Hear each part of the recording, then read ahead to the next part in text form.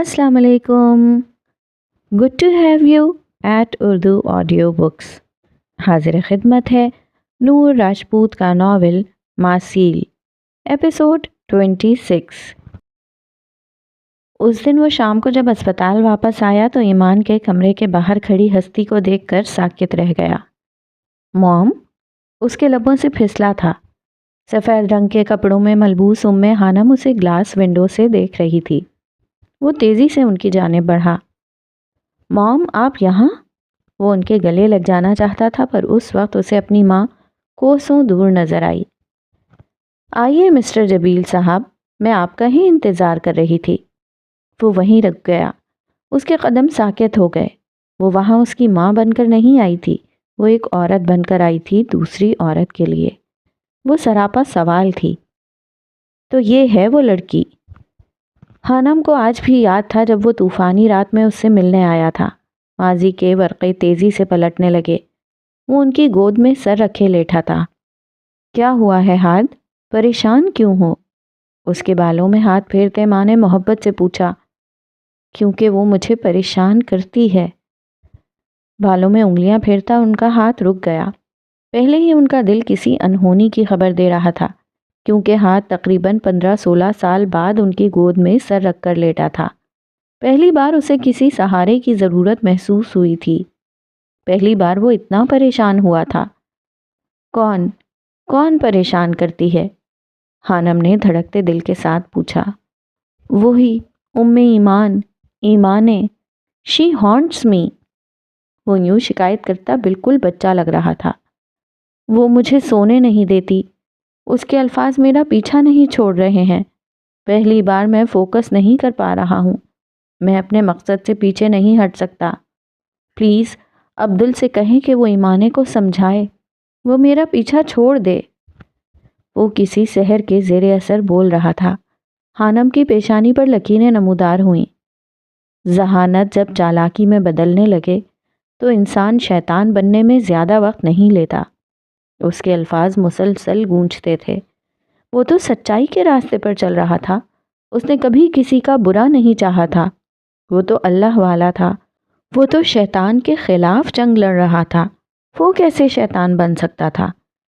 वो जाने कितनी रातों का जागा था कि कुछ देर बाद गहरी नींद सो गया।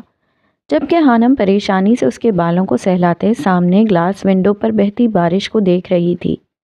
आखिर ऐसा कौन सा राज था, ऐसा कौन सा काम था और ऐसा कौन सा इंसान था जिसने हाथ जबील को परेशान कर दिया था? और आज वो इस राज को जानने आ गई थीं। उनका बेटा उनके सामने खड़ा था। किसी माँ ने अपने बच्चे की तरबियत पर इतना फोकस नहीं किया होगा जितना उम्मे हानम ने किया था। किसी बच्चे ने इतना नहीं सहा होगा जितना हाथ जबील ने सहा था। ये उम्मे हानम से बेहतर कौन जानता था। मिस्टर जबील, आपने निकाह कर लिया और मुझे खबर ही नहीं? वो उसकी माँ थी। कहाँ वार करना था अच्छे से जानती थी। मॉम, मैं आपको सब बताता हूँ। वो फिर से उनकी जानिब बढ़ा। कुछ भी हो जाता वो अपनी माँ को नाराज़ नहीं कर सकता था। क्या तुम्हें वो नसीहत याद है जो मैंने तुम्हें की थी? वो अब पूछ रही थी। कितने भी बड़े बन जाओ ये मत भूलना कि तुम एक इब्ने आदम हो। कभी किसी इंसान को खुद से कमतर मत समझना। हाथ ने अपनी माँ के अल्फाज दोहराए। क्या तुमने किसी को अपने आप से कमतर समझा? वो अब पूछ रही थी। नहीं, उसने यक लफ्ज़ी जवाब दिया। तो फिर मुझे सच बताओ, उसने कहा तो हाथ ने इस बात में गर्दन हिला दी। कुछ देर बाद वो उनके सामने सर झुकाए बैठा था, किसी मुजरिम की तरह। वो अपने माँ बाप की कहानी से वाकिफ़ था। उसने औरत ज़ात को हमेशा इज्जत दी, फासला रखा। उसका दिल कभी किसी के लिए नहीं धड़का। वो आम इंसानों की तरह प्यार मोहब्बत में नहीं पड़ना चाहता था, पर मोहब्बत पर किसका ज़ोर। वो मुझे हमेशा से अच्छी लगती थी, लेकिन उस पर मेरा दिल उस दिन मुझसे बागी हो गया जब मैंने उसे मार्केट में देखा। वो खाने पीने का सामान ले रही थी। ख़रीदारी के बाद वो एक बेंच पर बैठ गई।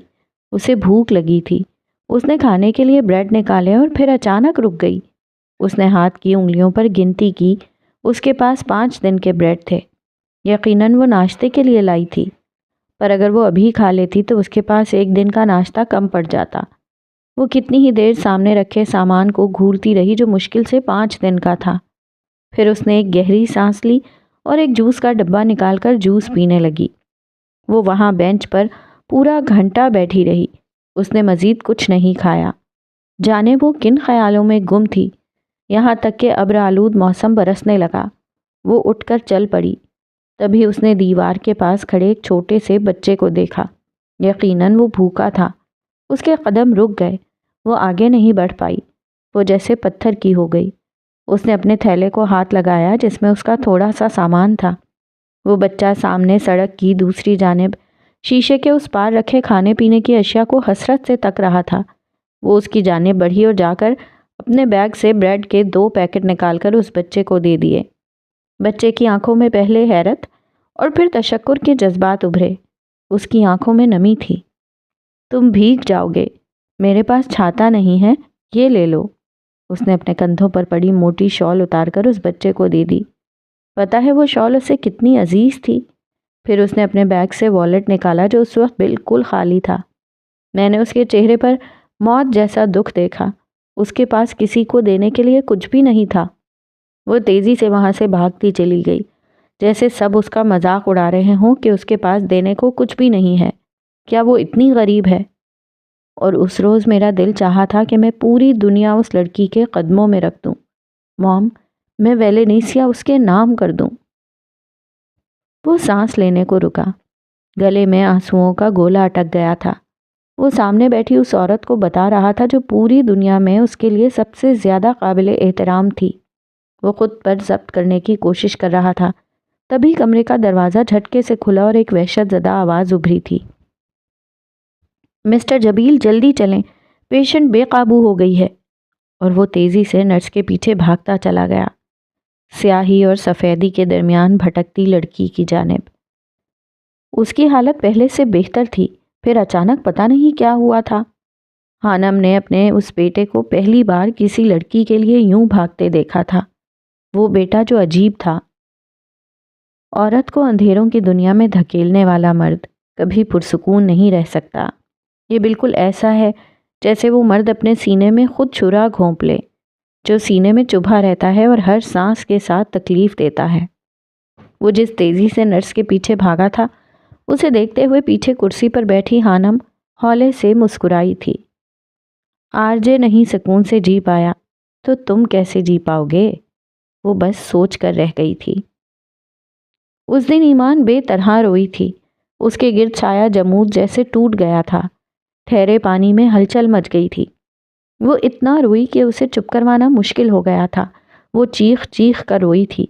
ہاد اور خانم دونوں اسے دیکھ رہے تھے۔ اسے گلے لگانے والا کوئی نہیں تھا۔ پھر خانم نے اسے گلے لگایا تھا۔ اس کی چیخوں سے پورا اسپتال جیسے گونج اٹھا تھا۔ اس راہداری میں دائیں بائیں جتنے بھی کمرے تھے، سب موجود مریض گلاس ونڈو کے پاس آ کھڑے ہوئے تھے۔ وہ سہمے ہوئے راہداری میں جھانک کر دیکھنے کی کوشش کر رہے تھے کہ آخر اتنا کون رویا تھا۔ اور پھر اس رات وہ سکون آور دواؤں کے بنا ہی سو گئی تھی۔ اب وہ جلد ٹھیک ہو جائے گی۔ خانم وہیں تھیں۔ وہ ہاتھ کے ساتھ کھڑی تھی۔ یہ بات سن کر جلتے تپتے ہاتھ کو سکون ملا تھا۔ وہ تمہیں اب کبھی نہیں دیکھے گی، جیسے تم اس کے لیے ہو ہی نہیں۔ اپنی سزا کے لیے تیار ہو؟ لیکن اگلی بات سنتے ہی اس کا سکون غارت ہوا۔ میری سزا اسی دن سے شروع ہو گئی تھی جب میں نے اسے ادھم کو اپنانے کے لیے کہا تھا۔ اس کے تاثرات اب سپاٹ ہو چکے تھے۔ تم نے ابھی تک اس کا درد دیکھا ہے ہاد۔ تم وہ فیز نہیں دیکھ پاؤ گے جہاں تم اس کے لیے ایگزسٹ ہی نہیں کرتے۔ مرد اپنی پسندیدہ عورت کی جدائی سہ لیتا ہے، پر اس کی بے نیازی نہیں۔ میں چاہتا ہوں وہ بس ٹھیک ہو جائے اور وہ بنے جو وہ چاہتی ہے، وہ دنیا فتح کرے۔ اس نے سنجیدہ لہجے میں جواب دیا۔ خانم نے رخ موڑ کر اسے دیکھا۔ اللہ کرے ایسا ہی ہو، اور میں اس دن کا انتظار کروں گی جب تم خود میرے پاس آؤ گے اپنی عرضی لے کر۔ وہ خوشگوار سے لہجے میں کہتی وہاں سے پلٹ گئی۔ وہ انہیں جاتا دیکھ رہا تھا۔ اس کی ماں ایک ایسے فیز سے گزری تھی۔ وہ یہ بھی جانتا تھا کہ سب کی کہانیاں الگ ہوتی ہیں، پر وہ آنے والے کل سے ناواقف تھا۔ آپ نے ایسا کیوں کیا بھائی؟ وہ دونوں اسکرین کے آمنے سامنے موجود تھے۔ ادھم کی حالت ٹھیک نہیں تھی۔ آپ جانتے ہیں آپ کی ایک ویڈیو نے ہمارے خاندان کی عزت داؤ پر لگا دی ہے، وہ اب اس سے شکوہ کر رہی تھی۔ لک دائمہ، میں اپنی مرضی سے جینے کا عادی ہوں۔ میں سالوں پہلے بھی اس سکھ معاشرے سے اسی لیے چلا گیا تھا جہاں ہم جیسے لوگ سکون سے سانس بھی نہیں لے سکتے۔ بھائی یہ پاکستان ہے، وہ احتجاجاً بولی، اسی لیے مجھے نہیں پسند۔ مطلب میں اپنی مرضی سے ڈرگز نہیں لے سکتا؟ اور پلیز، میں کسی صفائی کے موڈ میں نہیں ہوں۔ وہ بیزار تھا، اکتایا ہوا، اس کی آنکھیں سرخ تھیں، چہرے سے وہ بیمار دکھائی دے رہا تھا۔ میں صرف وجہ جاننا چاہتی ہوں، آپ نے ایسا کیوں کیا؟ وہ اب تک وہیں اٹکی تھی۔ تم کیا کرتی اگر تم اپنی محبت کو پاگل خانے میں قید پاتی اور تمہارے پاس کوئی آپشن نہ ہوتا کہ تم اسے دوبارہ اپنا سکو؟ وہ اب سوال گو تھا۔ آپ نے اسے اپنانے کے لیے کیا کیا؟ آپ نے آپشن ڈھونڈا؟ ایک پل کو تو وہ خاموش ہو گئی تھی، لیکن پھر کچھ دیر بعد بولی، وہ کسی اور کی وائف ہے۔ وہ تڑپ کر بولا تھا۔ بتایا تھا آپ نے کہ ایما کی شادی ہو چکی؟ وہ بولتے بولتے ٹھٹک گئی اور پھر دھواں دھواں ہوتے چہرے کے ساتھ ادھم کو دیکھنے لگی۔ ایما کا پورا نام کیا ہے؟ وہ زرد چہرے کے ساتھ پوچھنے لگی۔ ام ایمان۔ اور دائمہ کو لگا سانس جیسے سینے میں ہی اٹک گیا ہو۔ اس نے کاؤنٹر سے پتہ کیا تھا کہ ہاد نے جس لڑکی کو وہاں داخل کروایا تھا اس کا نام ام ایمان تھا۔ اسے اب سمجھ آیا تھا ادھم اسے دیکھ کر وہاں سے غائب کیوں ہوا تھا۔ وہ دونوں اب ایک دوسرے کو دیکھ رہے تھے۔ ادھم جانتا تھا وہ ہاد کو پسند کرتی تھی۔ وہ دونوں بہن بھائی دو ایسے لوگوں کی محبت میں گرفتار تھے جو ان کی دسترس سے بہت دور تھے۔ تو کیا ہاد اس سے شادی؟ وہ اب پھٹی پھٹی نگاہوں سے اسے دیکھ رہی تھی جو اب بھی اپنے حواسوں میں نہیں تھا۔ دائمہ نے گہرا سانس لینے کی کوشش کی اور پھر اسکرین بند کر دی۔ وہ مزید کچھ نہیں بول سکتی تھی۔ وہ نیچے بیڈ سے ٹیک لگائے بیٹھی تھی۔ اس کے ذہن میں جو خیال آیا تھا وہ یہی تھا کہ ایمان کے پاگل ہونے کی وجہ کیا تھی۔ ایک لڑکی اور ایک ہی خاندان کے دو لڑکے، ایک اس کا بھائی تھا اور ایک محبوب۔ کیا تھا اس لڑکی میں ایسا؟ ایمان رابرٹ۔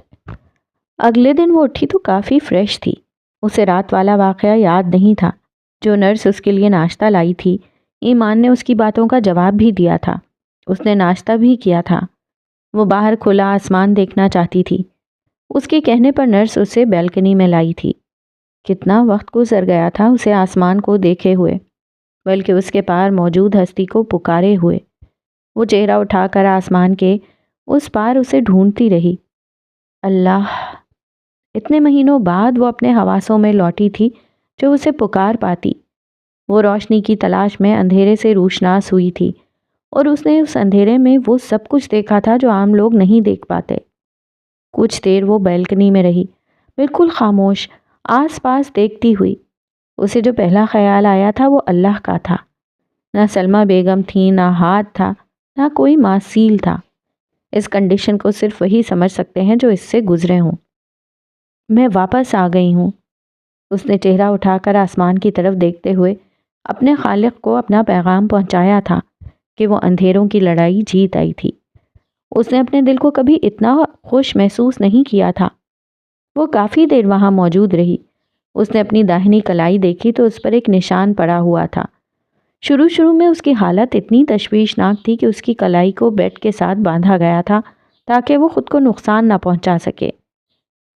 مجھے یہاں کون لایا تھا؟ اس نے اب نرس سے سوال پوچھا۔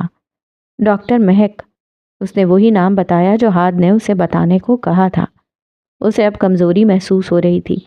وہ واپس کمرے میں آ گئی، بیڈ پر لیٹی رہی، خاموشی سے چھت کو گھورتی رہی۔ جانے کب وہ سو گئی۔ اس کے سونے کے بعد وہ وہاں آیا تھا۔ آج میں سیمان نے باتیں بھی کی ہیں۔ اس نے یہاں لانے والے کا نام بھی پوچھا۔ وہ آج کافی بہتر لگ رہی تھی۔ نرس اب اسے رپورٹ دے رہی تھی۔ بس کچھ دن اور پھر وہ نارمل ہو جائے گی۔ ہاد کے لیے جہاں یہ خوشخبری تھی وہی جدائی کا پروانہ بھی تھا۔ وہ گہرا سانس فضا میں خارج کرتا گلاس ونڈو سے ہٹ گیا۔ وہ شام تک سوتی رہی اور دوبارہ اٹھی تو جھٹکے سے اٹھ بیٹھی۔ اس کے کمرے میں بیڈ سے کچھ فاصلے پر رکھی کرسی پر ایک عورت بیٹھی تھی، خوبصورت، سحر انگیز۔ کوئی 45 سالہ وہ عورت اسے ہی دیکھ رہی تھی۔ پہلے اسے لگا کوئی ڈاکٹر ہوگی۔ ہیلو ایمانے، اب کیسا محسوس ہو رہا ہے؟ وہ اسے یوں دیکھ رہی تھی جیسے برسوں سے جانتی ہو۔ ایمان کے چہرے پر شناسائی کے کوئی رنگ نہیں ابھرے، وہ اسے نہیں جانتی تھی۔ کیا میں تمہیں یاد ہوں؟ وہ ایسے پوچھ رہی تھی جیسے ایمان اس سے پہلے ملی ہو۔ ایمان نے نفی میں سر ہلایا۔ میں ایمان رابرٹ ہوں، اس نے اپنا تعارف کروایا۔ وہ پاؤں کو چھوتے جارجٹ کے گاؤن میں تھی، سر کے بال اونچے جوڑے میں بند تھے، اس کا چہرہ صاف تھا اور ایک اونی اسکارف اس کی گردن کے گرد لپٹا تھا۔ جوانی میں وہ عورت کتنی حسین رہی ہوگی۔ یہ دیکھو، اسے موبائل کی اسکرین ایمان کے سامنے کی۔ یہ وہ ویڈیو تھی جو عبدل کے دوست جان نے بنائی تھی، اور جب ریسا ہال میں اس کا آخری دن تھا تب جان نے یہ ویڈیو پبلک کر کے اس کا کافی تماشا بنایا تھا۔ ایمان نے اپنے سر میں درد اٹھتا محسوس کیا تھا۔ اس نے بے ساختہ اپنا سر پکڑا تھا۔ اسے اب آہستہ آہستہ یاد آ رہا تھا۔ ویلینیسیا یونیورسٹی، ریسا ہال، وہ کافی شاپ جہاں بیٹھ کر وہ کالمز لکھتی تھی، اور وہ پاگل عورت جو اکثر بس اسٹاپ پر نظر آتی تھی۔ ایک دن وہ بریڈ جوس لے کر اس کے پاس گئی تھی۔ ایمان نے اسے بریڈ اور جوس دیا تو پہلے تو وہ ایمان کو گھورتی رہی تھی اور پھر اس سے دونوں چیزیں جھپٹ لیں۔ تمہیں یہ سب کیسا لگتا ہے؟ ایمان نے سوال کیا تھا۔ عورت جس کے بالوں کو بے ترتیبی سے کاٹا گیا تھا، اس نے حیرت سے ایمان کو دیکھا۔ البتہ وہ کچھ باتیں سمجھتی تھی۔ وہ کچھ دیر اسے دیکھتی رہی اور پھر بریڈ کھانے لگی۔ اس ظاہری دنیا میں پاگل کا کردار ادا کرنا کیسا لگتا ہے؟ میں جانتی ہوں تمہاری حقیقی دنیا کچھ اور ہے۔ اور وہ جو کئی پہروں سے بھوکی ہونے کی وجہ سے بریڈ پر ٹوٹ پڑی تھی، ایمان کی بات سن کر جیسے وہ ساکت ہوئی۔ اس نے ایمان کو یوں دیکھا جیسے وہ نہیں بلکہ ایمان پاگل ہو، اور پھر ہنسی اور ہنستی چلی گئی، اور پھر اس کی ہنسی غصے میں بدل گئی۔ Go to heel! اس نے ہاتھ میں پکڑا بریڈ اور جوس ایمان پر دے مارا اور گالیاں دیتی وہاں سے چلی گئی۔ ویڈیو ختم ہو چکی تھی۔ ایمان کے چہرے پر الجھن تھی۔ اتنے عرصے بعد کیوں؟ اس ویڈیو کا کیا مقصد؟ وہ اب سامنے بیٹھی خوب رو عورت کو سوالیہ نظروں سے دیکھنے لگی۔ یہ میں ہوں۔ اس عورت نے ویڈیو والی اس پاگل عورت کی جانب اشارہ کیا جسے ایمان نے بریڈ اور جوس دیا تھا۔ ایمان ساکت نگاہوں سے اسے دیکھے گئی۔ اس کے چہرے پر بے یقینی تھی۔ میں ایمان رابرٹ ہوں، اور میں پچھلے کافی سالوں سے پاگل کا کردار ادا کر رہی تھی، یعنی پاگل تھی۔ دو ایمانیں ایک دوسرے کے سامنے بیٹھی تھیں۔ تم نے کوہرے کے اس پار کی دنیا دیکھی ہے نا؟ ہاں، تم نے دیکھی ہے۔ میں پچھلے 15 سالوں سے کوہرے کے اس پار قید تھی، اکیلی تھی، کوئی میری مدد کو نہیں آیا۔ اس کی آنکھیں نم تھیں۔ وہ گود میں دونوں ہاتھ رکھے بیٹھی تھی۔ اس کے ہاتھوں میں واضح کپکپاہٹ تھی۔ ایمان خاموشی سے دیکھ اور سن رہی تھی۔ 15 سال میں نے اکیلے گزارے ہیں ایمانے۔ 15 سال میں اس کوہرے میں بھٹکتی رہی۔ وہ رونا نہیں چاہتی تھی، پر آنسو اس کی پلکوں کی باڑ توڑ کر باہر نکلنے کو تیار تھے۔ میرا جرم یہ تھا کہ میں نے بے وفائی کی تھی، عبداللہ شہاب سے، ایک حسین اور ذہین شخص سے۔ وہ اب اپنے ہاتھوں کو دیکھ رہی تھی اور ایمان پر گویا ایک دھماکہ ہوا تھا۔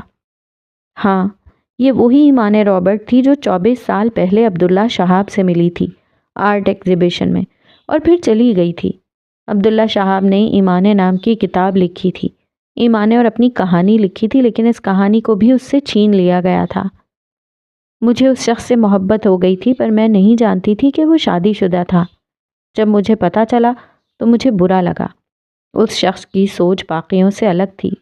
میں نہیں چاہتی تھی وہ اپنی پہلی بیوی سے بے وفائی کرے۔ اگر وہ اس سے کر سکتا تھا تو پھر میری کیا حیثیت تھی؟ وہ رشتوں میں بندھنے کا قائل نہیں تھا۔ پھر میرے منگیتر نے میرے سامنے شرط رکھی کہ اگر میں چاہتی ہوں کہ عبداللہ شہاب وہ مقابلہ جیتے تو مجھے اسے بتانا ہوگا کہ ہم جلد شادی کر رہے ہیں۔ مجھے لگا تھا عبداللہ جیت جائے گا تو اس کا ایک نام ہوگا، اسے وہ سب کچھ ملے گا جو وہ چاہتا ہے، پر ایسا نہیں ہوا۔ میرے منگیتر نے مجھے دھوکہ دیا، عبداللہ کو ہرا دیا گیا۔ میں واپس آ گئی، میری شادی ہو گئی، لیکن میرا دل باغی ہو چکا تھا۔ ہر وقت کچوکے لگاتا تھا کہ میں بے وفا ہوں۔ 5 سال میری شادی چلی اور پھر ٹوٹ گئی۔ 4 سال میں اپنے دماغ سے لڑتی رہی۔ میں پاکستان واپس جانا چاہتی تھی عبداللہ کے پاس۔ میں نے اپنے ریسورسز سے پتہ لگایا تو مجھے خبر ملی کہ عبداللہ شہاب دوسری شادی کر چکا تھا۔ مرد کی فطرت میں انتظار کم ہی ہے۔ اسے دوسری عورت مہیا ہو تو وہ آسانی سے بے وفا ہو جاتا ہے۔ آنسو پلکوں کی باڑ توڑتا اس کی گود میں گرا تھا۔ ایمان جیسے ہی ٹرانس سے باہر نکلی، ایمان رابرٹ کی باتوں نے سحر قائم کر دیا تھا۔ اسے باہر بادل گرجنے کی آواز سنائی دے رہی تھی اور پھر بارش کی۔ اسلام آباد کا موسم آج کل ایسا ہی تھا، کبھی بھی برسنے کو تیار۔ ایسی ہی بارش اس کے اندر بھی ہو رہی تھی۔ میں نے کب ذہنی توازن کھویا پتہ ہی نہیں چلا۔ میری اپنی بیٹی مجھ سے نفرت کرتی تھی، اور پھر میں اس کوہرے میں کہیں گم ہو گئی جس کے پار گہرا اندھیرا تھا۔ کوئی نہیں آیا، اور پھر تم آئی ایمان نے۔ اس نے چہرہ اٹھا کر اب ایمان کو دیکھا تھا۔ کسی نے کوہرے کے پار جھانکنے کی کوشش نہیں کی تھی، صرف تم نے کی۔ تم نے کھوج کی اس دنیا کی، پوشیدہ دنیا کی، جہاں سب کا کردار الگ ہوتا ہے۔ وہ اسے یوں دیکھ رہی تھی جیسے ایمان اس کی محسن ہو۔ اس ظاہری دنیا میں پاگل کا کردار ادا کرنا کیسا لگتا ہے؟ میں جانتی ہوں تمہاری حقیقی دنیا کچھ اور ہے۔ تمہارے ان لفظوں نے میرے گرد چھائے جمود میں درار ڈال دی تھی۔ اس رات میں ایک مال میں گھس گئی۔ میں نے خود کو آئینے میں دیکھا۔ میں نے دیکھا اور میں حیران رہ گئی۔ یہ میں نہیں تھی۔ پھر میں نے اس کوہرے سے نکلنے کی کوشش کی۔ میں کوششیں کرتی رہی۔ جب تھوڑا کامیاب ہوئی تو تمہیں بہت ڈھونڈا۔ میں اس کافی شاپ پر گئی جہاں تم اکثر بیٹھتی تھی۔ پھر تمہاری یونیورسٹی۔ مجھے تم کہیں نہیں ملی۔ میں شاید پھر سے کوہرے کے پیچھے گم ہو جاتی جب ایک رات مجھے وہ ملا، ایک خاص شخص۔ وہ سیاہ ہوڈی پہنے ہوئے تھا، فٹ پاتھ پر بیٹھا تھا۔ اس رات طوفانی بارش ہوئی تھی۔ میں ہر آتے جاتے شخص کو پکڑ لیتی اور پوچھتی کہ تمہاری پوشیدہ دنیا کون سی ہے۔ مجھے لگتا تھا شاید ایسے تم مجھے مل جاؤ، پر تم نہیں ملی، لیکن وہ مل گیا۔ میں اس کے پاس گئی اور اس سے یہی سوال پوچھا۔ اس نے چہرہ اٹھا کر مجھے دیکھا۔ اس کی گرے آنکھوں میں کچھ کھو دینے کا ملال تھا۔ میں اس کے پاس بیٹھ گئی۔ وہ نوجوان لڑکا باقیوں سے الگ لگا مجھے۔ اس نے کہا، ہم تخلیق کی ندی میں بہتے پتے ہیں۔ یہ ندی ہمیں ہمارے صحیح ٹھکانے پر لے جائے گی، مجھے، تمہیں، ہم جیسوں کو، خاص لوگوں کو، سلفائٹس کو۔ اس رات میں رو پڑی تھی۔ میں روئی، بہت روئی، چیخ چیخ کر روئی۔ طوفانی رات میں جب پورا آسمان رو رہا تھا میں روتی رہی۔ ایسے لگ رہا تھا پوری کائنات رو رہی ہو۔ اس گرے آنکھوں والے لڑکے نے مجھے چپ کروایا۔ میں نے اس کی گرے آنکھوں میں تکلیف دیکھی تھی۔ میں نے اس سے اس کے اکیلے ہونے کی وجہ پوچھی تو اس نے بتایا، میرا وجود میرے اپنوں کے لیے تکلیف کا باعث ہے۔ میں جس کو چھو لوں وہ مر جاتا ہے، پتھر ہو جاتا ہے۔ میں نے اپنے جان سے پیاروں کو ہمیشہ کھویا ہے۔ ایمان سانس روکے اسے سن رہی تھی۔ نہیں، ہم جہنم میں نہیں ہیں، بلکہ تخلیق کی ندی میں بہہ رہے ہیں۔ یہ ندی تمہیں صحیح ٹھکانے پر لے جائے گی۔ ایمان کے ذہن میں جھماکا سا ہوا تھا۔ اسے وہ پرچی یاد آئی تھی، وہ جیکٹ بھی۔ اس کا دل تیزی سے دھڑکا تھا۔ وہ سب لوگ جنہوں نے درد کو چنا، جنہوں نے لب سی لیے، اف تک نہ کی، وہ سب لوگ جو بھٹکتے رہے کوہرے کے اس پار، بالکل اکیلے، وہ جنہوں نے اندھیرے کو بہت قریب سے دیکھا، وہ جو تنہا رہے اپنی سوچ میں، اپنی ذات میں، وہ جنہوں نے سب سہا، وہ جنہوں نے قریب سے دیکھا موت کو، روح کی موت کو، وہ سب لوگ جن کو عطا کیا گیا خاص ہونا، وہ سب لوگ تخلیق کی ندی میں بہہ رہے ہیں، اور یہ ندی انہیں صحیح ٹھکانے پر لے جائے گی۔ ایمانے، تم عام نہیں ہو۔ میں یہاں صرف تمہیں یہ بتانے آئی تھی کہ تم عام نہیں ہو۔ میں نے زندگی کے بہت سال ضائع کر دیے۔ میں تمہیں سمجھانے آئی ہوں، تم مت کرنا۔ تمہیں ابھی بڑے بڑے کام کرنے ہیں، ظاہری پوشیدہ دنیا کو جاننا ہے، تمہیں ایک خاص شخص کا ساتھ دینا ہے۔ ایمان رابرٹ نے اس کے ہاتھ تھام لیے۔ عبداللہ شہاب میرا باپ ہے، کیا آپ جانتی ہیں؟ میں نہیں جانتی انہوں نے مجھ سے اتنی نفرت کیوں کی۔ وہ اسے آگاہ کر رہی تھی، جبکہ ایمان رابرٹ بہت پہلے جان گئی تھی جس شخص نے اسے اندھیروں میں بھیجا تھا اس کی بیٹی نے ہی اسے باہر نکالا تھا۔ شاید اس وجہ سے۔ ایمان رابرٹ نے اپنی گردن سے اسکارف اتارا۔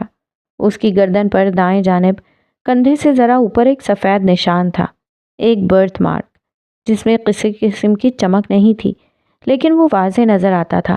ایمان حیرت سے اسے تکنے لگی۔ اس کی گردن پر بھی ایسے ہی 2 چھوٹے چھوٹے نشان تھے۔ تو یہ وجہ تھی عبداللہ شہاب کی اپنی بیٹی سے نفرت کی کہ وہ ایمان رابرٹ جیسی تھی۔ عبداللہ شہاب۔ کیا تم کبھی بارش میں نہائی ہو؟ نہیں، مجھے بھیگنا نہیں پسند۔ چلو آج بھیگ کر دیکھتے ہیں۔ وہ اس کا ہاتھ تھام کر کمرے سے باہر لے آئی۔ ایمان باہر جانے سے، باہر کی دنیا دیکھنے سے گریزاں تھی۔ وہ ڈر رہی تھی، ابھی بھی خوف زدہ تھی کہ جانے لوگ اسے دیکھ کر کیسی باتیں کریں گے۔ وہ ابھی تک اس خوف کے زیر اثر تھی۔ ایمان رابرٹ اس کا ہاتھ تھامے راہداری سے گزر رہی تھی۔ گلاس ونڈو سے جھانکتے چہرے انہیں دیکھ رہے تھے۔ ایمان کبھی دائیں دیکھتی تو کبھی بائیں۔ کتنے لوگ کوہرے کے پار قید تھے، کوئی انہیں بچانے کیوں نہیں آیا تھا؟ وہ چلتی جا رہی تھی، لیکن اس کا ذہن جانے کہاں بھٹک رہا تھا۔ کسی نے انہیں روکنے کی کوشش نہ کی، کیونکہ یہ سب ہاتھ کی مرضی سے ہو رہا تھا۔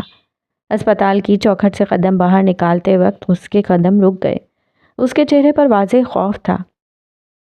گرے آنکھوں والا لڑکا کہتا ہے کہ ہم جب تک اپنے ڈیمنز یعنی اپنے خوف سے نہیں لڑیں گے، جیت نہیں پائیں گے۔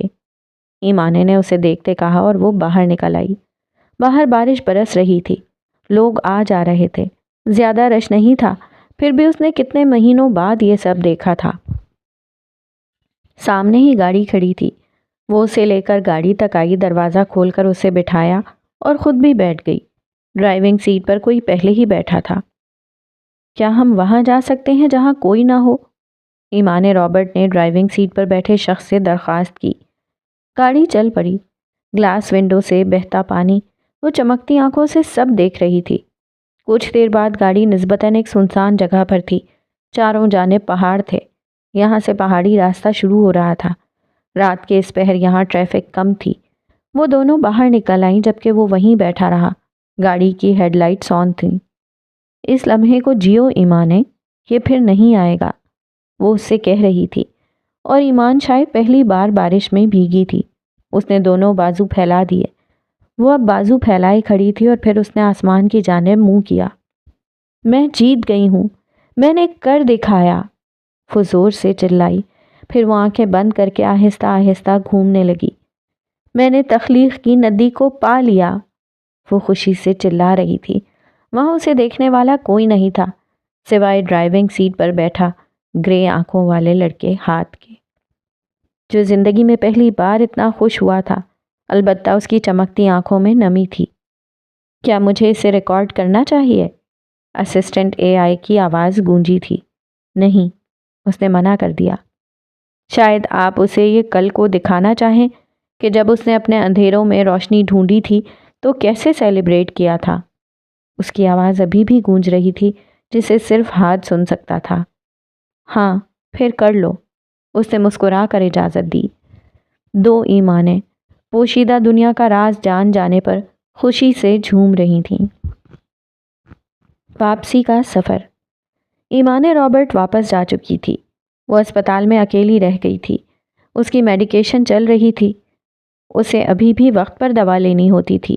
جب سے ایمان ہوش کی دنیا میں لوٹی تھی، ہاتھ ایک بار بھی اس کے سامنے نہیں آیا تھا۔ ڈاکٹر مہک 1-2 بار ایمان سے ملنے آئی تھیں۔ اس کے مطابق ڈاکٹر مہک ہی اسے وہاں لائی تھی اور اس کا علاج بھی ڈاکٹر مہک نے ہی کروایا تھا۔ کبھی کبھی ایمان کھڑے کھڑے کہیں گم ہو جاتی تھی۔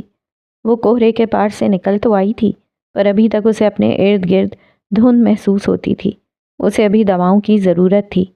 ابھی بھی ڈاکٹر مہک اس سے ملنے آئی تھی۔ وہ دونوں بیلکنی میں کھڑی تھیں۔ تم نے آگے کا کیا سوچا ہے؟ اسے یوں گم سم کھڑے دیکھ کر ڈاکٹر مہک نے پوچھا۔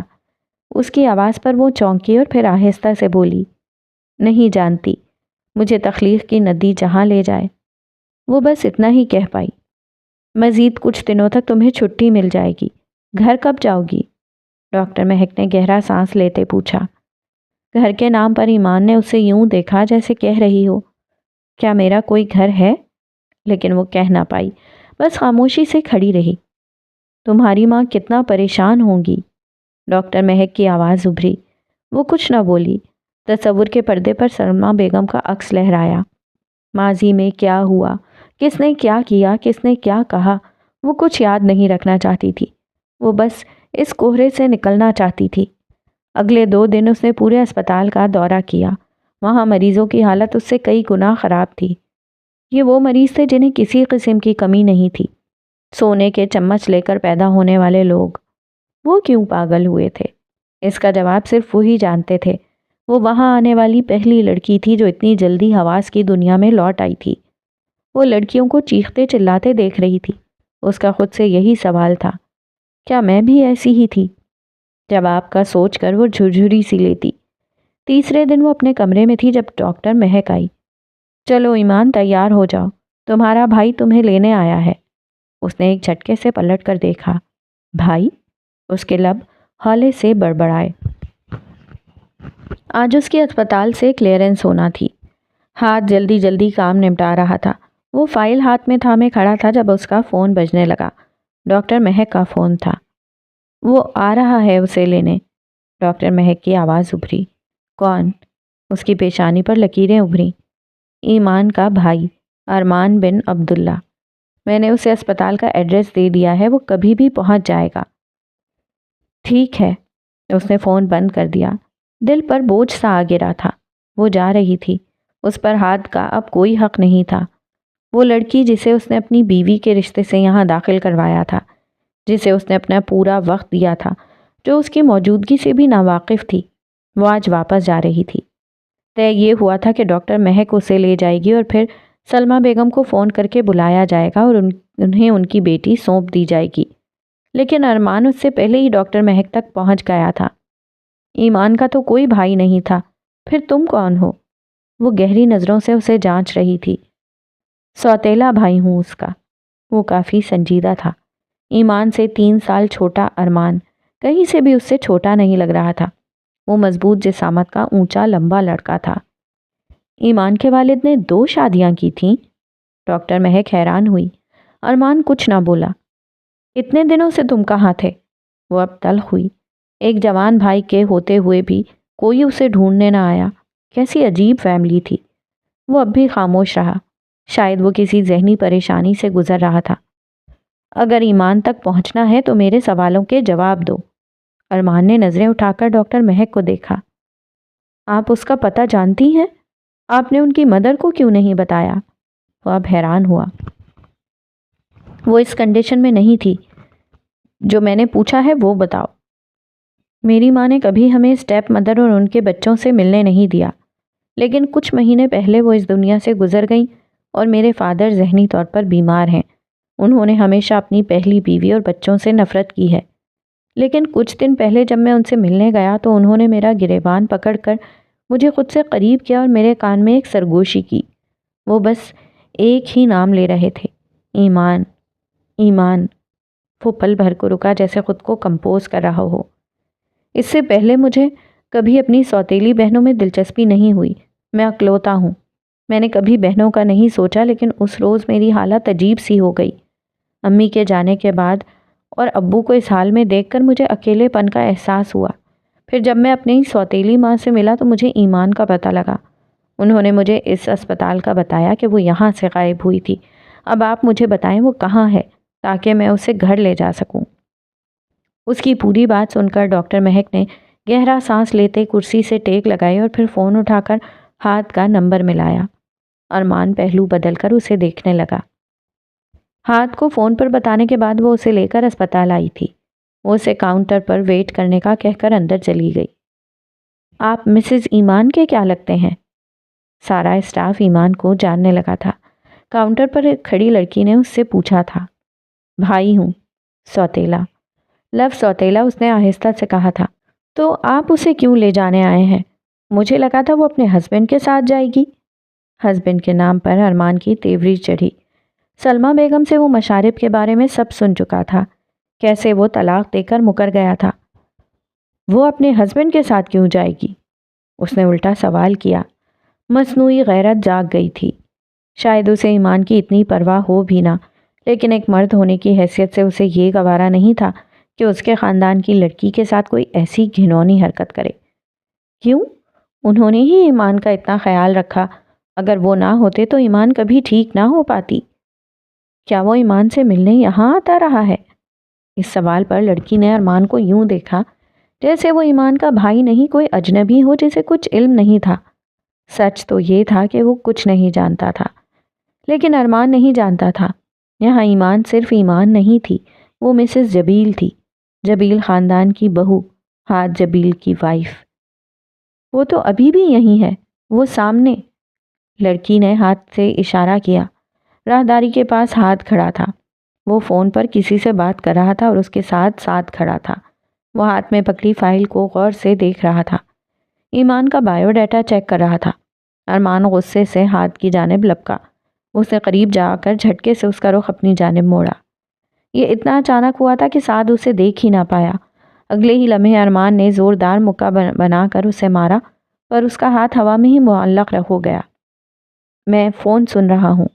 اس نے ارمان کے ہاتھ کو جھٹکا دیتے فون کی جانب اشارہ کیا اور پھر دوبارہ فون کی طرف متوجہ ہو گیا۔ سعد تیزی سے اس کی جانب لپکا اور اس نے ارمان کو پکڑ کر پیچھے کیا۔ کون ہو تم؟ اور تمہاری ہمت کیسے ہوئی ہاتھ اٹھانے کی؟ سعد غصے سے پھنکارا، جبکہ ارمان اپنے سامنے کھڑے حاج جبیل کو دیکھ کر حیران رہ گیا تھا۔ اس سے کون واقف نہیں تھا؟ وہ خود اس کے سیشنز لیتا تھا۔ وہ مشارب حسن نہیں تھا تو پھر وہ کون تھا؟ حاج فون پر ایسے ہی مصروف تھا جیسے کچھ ہوا ہی نہ ہو۔ کچھ دیر بعد فون بند کرتا وہ ان کی جانب متوجہ ہوا۔ جی، اب بولیں، ہاتھ کی بجائے زبان سے کام لیں۔ وہ پرسکون تھا، غصہ کہیں دور دور تک نہیں تھا۔ تم میری بہن کے شوہر تھے نا؟ اس کے پوچھنے کا انداز ایسا تھا کہ ہاتھ نے ابرو اچکا کر اسے دیکھا، جبکہ سعد کو وہ ریلیکس رہنے کا اشارہ کر چکا تھا۔ ایمان، وہ میری بہن ہے۔ اوہ، وہ بس اتنا ہی کہہ پایا۔ ڈاکٹر مہک ابھی اسے لے آئیں گی، آپ اسے لے جا سکتے ہیں۔ ارمان حیران تھا، یہ سب کیا ہو رہا تھا وہ نہیں جانتا تھا۔ اچانک ہاتھ کی نظر سامنے سے آتی ڈاکٹر مہک پر پڑی۔ ایمان ان کے ساتھ تھی۔ ہو سکے تو اپنی بہن سے کبھی میرا ذکر مت کرنا، اس نے ارمان کو تلقین کی۔ لیٹس گو سعد۔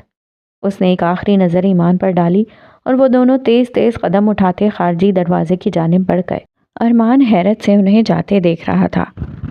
وہ جس نے اپنی پوری زندگی مردوں سے دھوکہ کھاتے گزاری تھی، وہ ارمان کو اپنے سامنے دیکھ کر حیران ہوئی تھی۔ کہنے کو تو وہ اس کا سوتیلا بھائی تھا، لیکن بیٹا تو عبداللہ شہاب کا تھا۔ کسی فنکشن پر اگر ان کا آمنا سامنا ہو جاتا تو ایمان نے اس کی آنکھوں میں اپنے لیے ہمیشہ ہی اجنبیت دیکھی تھی، اور کبھی کبھی اسے محسوس ہوتا تھا جیسے وہ اسے شدید نفرت کرتا ہو۔ شاید اس کی وجہ بھی عبداللہ شہاب تھے۔ مجھے دے دیں۔ ارمان نے آگے بڑھ کر نرس کے ہاتھ سے چھوٹا سا بیگ تھام لیا جس میں کچھ ضروری سامان تھا۔ ان کا خیال رکھیے گا، سٹریس اور پریشانی سے بہت دور، ڈاکٹر مہک نے تاکید کی۔ ارمان نے بس سر ہلا دیا۔ وہ ایمان سے نظریں نہیں ملا پا رہا تھا، جبکہ ایمان کی نظریں اسی پر جمی تھیں۔ مرد کے مضبوط سہارے کو ترسنے والی ایمان، جو خود کو مضبوط ظاہر کرتی تھی، جسے کسی مرد کی ضرورت نہیں تھی، وہ اپنے بھائی کو، چاہے وہ سوتیلا ہی صحیح، یوں اپنے آس پاس دیکھ کر ساکت رہ گئی تھی۔ اس کی آنکھوں میں نمی ابھرنے لگی تھی۔ چلیں، اس نے پہلی بار ایمان سے نظریں ملائیں۔ وہ اس سے چھوٹا تھا، پر بھائی چھوٹا بھی ہو تو بڑا ہی لگتا ہے۔ ایسے ہی وہ اسے بڑے بھائیوں کی طرح ٹریٹ کر رہا تھا۔ چہرے پر حد درجہ سنجیدگی تھی۔ وہ اس کا بازو تھامتے اسے لے کر باہر کی جانب بڑھ گیا۔ ڈاکٹر مہک نے ایک گہرا سانس فضا میں خارج کیا اور انہیں تب تک دیکھتی رہی جب تک وہ لوگ دروازے سے باہر نہیں نکل گئے۔ سلمہ بیگم اور حمیزہ اسے دیکھتے ہی پھوٹ پھوٹ کر رو دی تھیں۔ ارمان نے انہیں اپنے آنے کی اطلاع کر دی تھی۔ انہوں نے ایمان کے استقبال کے لیے بہت ساری تیاریاں کی تھیں۔ سلمہ بیگم نے یہ سوال نہیں کیے کہ وہ اتنے مہینے کہاں رہی تھی، اور نہ ارمان نے بتایا تھا، اس کا بتانے کا ارادہ بھی نہیں تھا، لیکن ایمان کی جسمانی حالت سے وہ جان گئی تھی کہ وہ جہاں بھی رہی تھی مشکل میں رہی تھی۔ ایمان ان سے مل کر خوش تو ہوئی تھی، لیکن وہ زیادہ وقت خاموش ہی رہی۔ یہ ایمان آپی کی دوائیاں ہیں، یہ صبح لینی ہے اور یہ رات میں، خیال رکھنا۔ ارمان حمیزہ کو اس کی دوائیوں کی روٹین بتا رہا تھا۔ سلمہ بیگم پہلے سے بھی زیادہ کمزور اور بیمار لگ رہی تھیں۔ حمیزہ میں بھی پہلے جیسی شوخی شرارت نہیں رہی تھی۔ حالات نے ان سب کو وقت سے پہلے بڑھا کر دیا تھا۔ کہاں سے ملی وہ آپ کو؟ حمیزہ نے دوائیوں کو گھورتے پوچھا۔ وہ کہیں کھوئی کھوئی سی تھی۔ جہاں بھی تھی محفوظ تھی۔ وہ ہولے سے مسکایا۔ وہ ہو بہو عبداللہ شہاب کی کاپی تھا، حسن اور ذہانت میں ان کا پیکر۔ پر کوئی نہیں جانتا تھا کہ ارمان کی فطرت عبداللہ شہاب جیسی تھی یا نہیں۔ دنیا گول ہے، اس نے سنا تھا، آج جان لیا تھا۔ وہ جہاں سے چلی تھی وہیں واپس آ گئی تھی۔ سرخ ٹائلوں والے صحن کا وہ گھر جہاں سے اس نے لمبی اڑان بھری تھی، آج پھر سے وہ وہیں پر تھی، لیکن اس بار وہ مزید ٹوٹ پھوٹ گئی تھی۔ وہ واش روم میں آئینے کے سامنے کھڑی تھی۔ کچھ دیر پہلے اس نے شاور لیا تھا۔ پورا واش بیسن اس کے بالوں سے بھرا پڑا تھا۔ وہ سر کو ہاتھ لگا رہی تھی اور اس کے بال اتر کر ہاتھ میں آ رہے تھے۔ اسے سمجھ نہ آیا وہ ہنسے یا روئے۔ اس نے غور سے اپنے چہرے کو دیکھا، جہاں ذرا سی بھی رونق نہیں تھی، بلکہ آنکھوں کے نیچے حلقے اور گالوں پر چھائیاں پڑ چکی تھیں۔ اس کی آنکھیں جیسے اندر کو دھنس گئی تھیں، ہونٹ نیلے ہو چکے تھے۔ سٹریس اور ڈپریشن ایسی بیماریاں ہیں جو انسان کو ذہنی طور پر ہی نہیں بلکہ جسمانی طور پر بھی بری طرح کھا جاتی ہیں۔ اپنے آپ کو آئینے میں دیکھ کر اس کی آنکھیں لبالب آنسوؤں سے بھرنے لگیں۔ اس سے پہلے وہ پھر سے کسی ڈپریشن کا شکار ہوتی، اس نے گہرے سانس لے کر خود کو نارمل کرنے کی کوشش کی۔ یہ وہ ام ایمان نہیں تھی جو اپنی محنت اور ذہانت کی بدولت سے اسپین پڑھنے گئی تھی، وہ جس کے کالمز بہت مشہور تھے، وہ جو نئی نئی چیزوں پر ریسرچ کرتی تھی، وہ جس نے زندگی کو زیرو سے شروع کر کے 100 پر لا کھڑا کیا تھا، وہ آج پھر زیرو پر ہی تھی۔ کوئی ہمیں یہ کیوں نہیں سکھاتا کہ جب زندگی ہمیں 100 سے زیرو پر لا کر پٹخ دے تو زیرو سے کیسے شروع کریں؟ زیرو سے شروع کرنا آسان ہوتا ہے، لیکن 100 سے زیرو پر آ کر دوبارہ شروع کرنا سب سے مشکل۔ پہلے وہ ذہین و فتین ام ایمان تھی جس نے اپنی محنت سے اعتماد حاصل کیا تھا۔ اسے وقت لگا تھا، اس نے بہت کچھ سہا اور اپنی زندگی کو سہل کر ہی لیا تھا۔ اب وہ ام ایمان پہلے والی ایمان نہیں تھی، وہ اب طلاق یافتہ پاگل خانے میں داخل رہنے والی لڑکی تھی۔ اب کیسے وہ زندگی سہل کرتی؟ منہ ہاتھ دھو کر وہ وضو کرتی باہر نکل آئی۔ باہر حمیزہ بیڈ پر بیٹھی اس کا انتظار کر رہی تھی۔ جلدی کریں آپ ہی، کھانا ٹھنڈا ہو رہا ہے، میں نے آپ کی فیوریٹ ڈش بنائی ہے۔ اسے 3 دن ہو چکے تھے واپس آئے۔ سلمہ بیگم اور حمیزہ پہلے کی طرح نارمل رہنے کی کوشش کر رہی تھیں، لیکن وہ پہلے جیسی نہیں رہی تھی۔ میں بس نماز پڑھ لوں، وہ زبردستی مسکرائی۔ بھیگے چہرے کے گرد اس نے بڑا سا دوپٹہ لپیٹا اور جائے نماز بچھا کر اس پر کھڑی ہو گئی تھی۔ 6 مہینے، تقریباً 6 مہینے گزر گئے تھے، وہ اللہ کے حضور نہیں جھکی تھی۔ وہ پاگل تھی، اور پاگلوں کو نماز کا کیا پتہ ہوتا ہے؟ اسے تو ہوش ہی نہیں تھا۔ اب جب ہوش آیا تھا تو سمجھ نہیں آ رہا تھا شروع کہاں سے کرے۔ حمیزہ اسے چھوڑ کر کمرے سے باہر نکل گئی۔ وہ بت بنے جائے نماز پر کھڑی رہی۔ اس کی نظریں سجدے کی جگہ بنے مینار پر جمی تھیں۔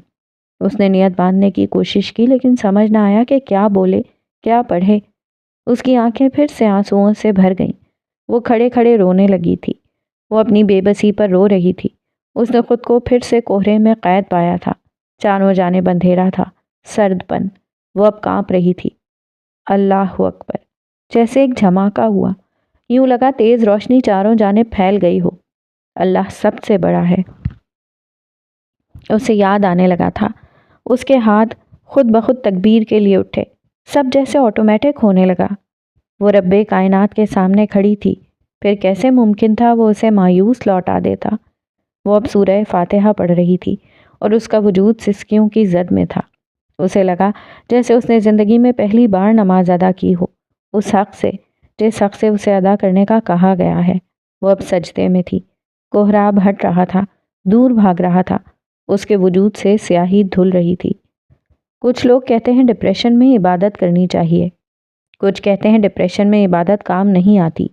دوسری بات بالکل ٹھیک ہے، یہ تب کام آتی ہے جب ہم ہیلنگ کی طرف بڑھتے ہیں، جب ہمارا دماغ یہ سمجھ لیتا ہے کہ اب اسے ہیل ہونا ہے، ہیلنگ پروسیس ایک خطرناک پروسیس